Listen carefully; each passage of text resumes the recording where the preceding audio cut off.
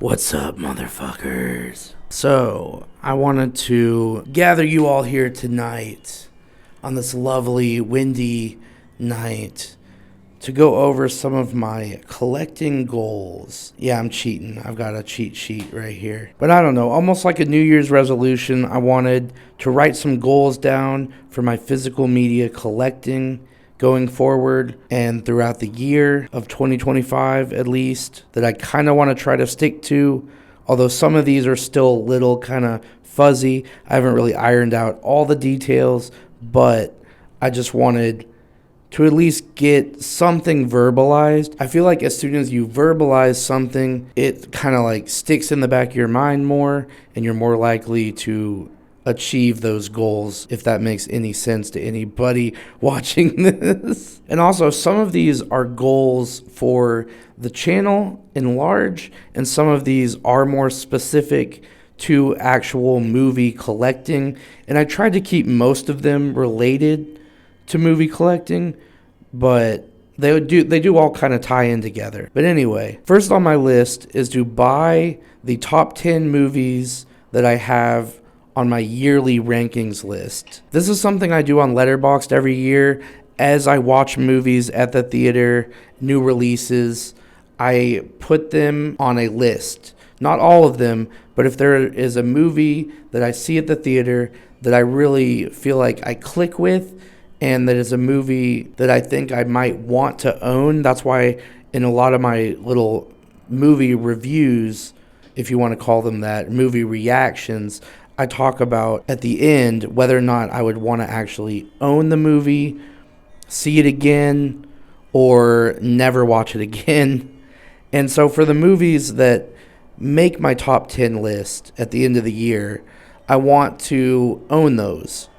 Now, some of the movies that make my top 10 list each year are not necessarily movies that, although they made the list, I may not want to actually purchase them, especially with prices rising. I mentioned this a little bit in my Novocaine review, that Heart Eyes right now on Amazon for a standard Blu-ray, not even a 4K, is almost $30, which I think is absolutely ridiculous, and I'm not going to pay $30 for that. I might pay $20 because I really like that movie, and I want to see what special features are on there. If there's no special features, then they can go fuck themselves. I'm not paying $30 for that shit. Movies that I see that are new, that I really like, I want to try to buy those and get them on sale preferably, but by the end of the year, I want to own my top 10 list, is basically my goal. And this is a goal that I'm pretty good at for the most part. At least I have been for the past couple years. But again, sometimes it's delayed because I'm waiting on a Black Friday sale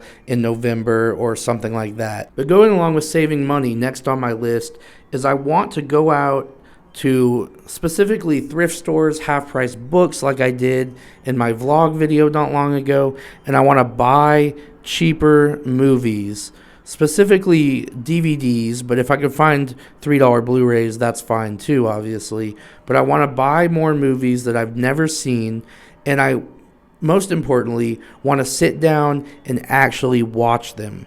Because I have a big problem on this channel, and you guys have probably noticed this, that I talk about movies that I have purchased, but I don't actually talk about the movie after I've seen it. And in a lot of cases, I don't see it, and I don't watch the movies. Most of them, I wouldn't say most, but a lot of those DVDs that I buy for cheap are just sitting on a shelf, and they have yet to be watched. And that's a big problem. I mean, I buy movies to watch them. I think that's why we all do it for the most part. So it's kind of almost a sin that I'm not watching enough of those movies. And now some of that has to do with not having the best setup. I mean, I do have a really nice 4K TV that has HDR and all of that, but I don't have a very nice sound system. I'm literally just listening to the movies straight from the TV, which might sound ridiculous to some of you out there, but I'm not going to let that stop me. I don't think that should really matter. I don't really think it matters what TV or what sound system. You can't use that as an excuse, and I need to stop using that as my excuse.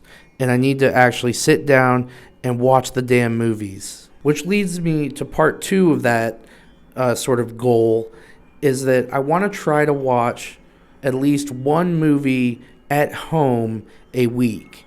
I go to the theater around once a week to see whatever the newest movie that's out is, but I really want to spend more time watching the movies that I've accumulated in my actual collection at home, and then I want to actually talk about them. So again, my goal is to try to sit down once a week at home and pop in one of those DVDs or Blu-rays that I bought for cheap, and I want to actually watch it. And then part 3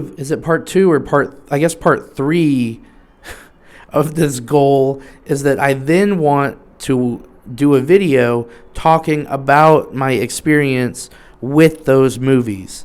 So I'm going to do a series that I have currently named, and this may change, but I think the name I'm going to go with is Video Store Rentals, because I'm basically spending less than you would at like a Blockbuster or a Family Video back in the day. And because they're so cheap, I'm basically renting them like you would from Blockbuster back in the day. You know, like that's kind of the point of what we all did at the video store, is we were looking for the new releases or movies that we hadn't seen that just had a cool cover.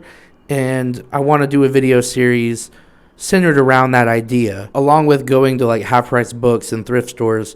I want to use those locations to buy cheap movies as if I was going to a Blockbuster, picking out movies that I have never seen before, which is what I've been doing, picking out movies that look interesting from the covers, which is what I've been doing, but I want to actually watch them, at least 2 of them, and then do a video series episode, a video rental store, or what did I call it? Video store rentals episode on at least 2 of the movies that I've watched from that pile of movies that I've collected from those various locations for really cheap. Man, I feel like I just repeated myself a million times, so please bear with me. Let's see, so another one of my goals was to watch one movie in the movie theater a week, which I'm already doing, but I want to kind of maybe supplement a second theater going experience with watching a movie at home in my living room instead. Moving on to one of the other goals I have, and this might actually be one of the last ones, but I want to go through my movies, possibly do a video